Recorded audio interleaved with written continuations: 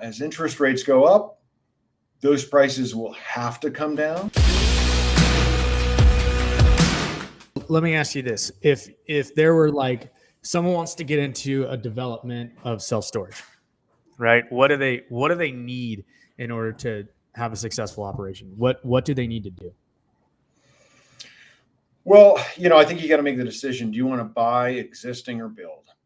And it's a rather tough time to buy existing because there is so much money that has poured into self-storage, sophisticated capital. This is money that was going to hospitality or office or senior living. That's not going there. It hasn't been going there the last 2 years. And it went into data centers and cold storage and self-storage. And that's driven prices way up. Now, as interest rates go up, those prices will have to come down. So there is a pending shakeout. It doesn't mean you can't find an existing great acquisition deal. I'm just saying from a macro level, the pricing is really high right now. So we're focused on ground up development. We will find off market acquisitions, but on ground up development, got to have capital. You got to have a strategy. You got to pick great sites. So happy, Pierce, to dive into any one of those you think as we're talking about. Yeah. Okay. So back up here for a second. So you're focusing on the ground up development, starting with the macro data and pinpointing your markets. And then you're going from there. What are 2 to 3 things that you're looking for in the market that are like the key indicators, like, hey, this is a site, we're going for it? And if they don't have those, are they like immediately dead? Yeah, great question.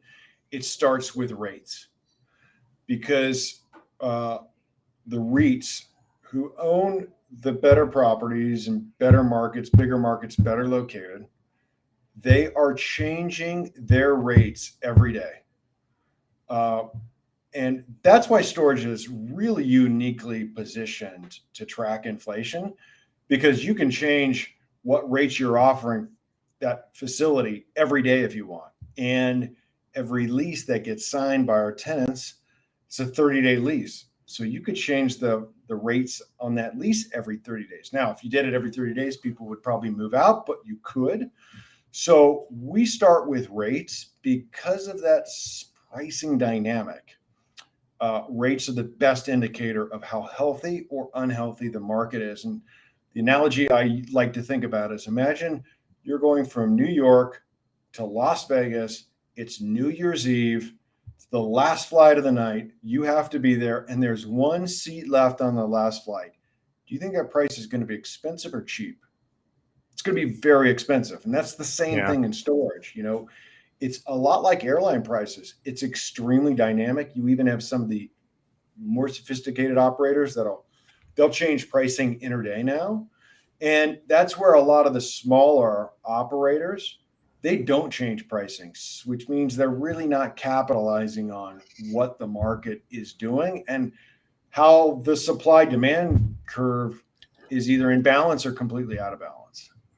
That sounds like a lot of volatility to consistently manage.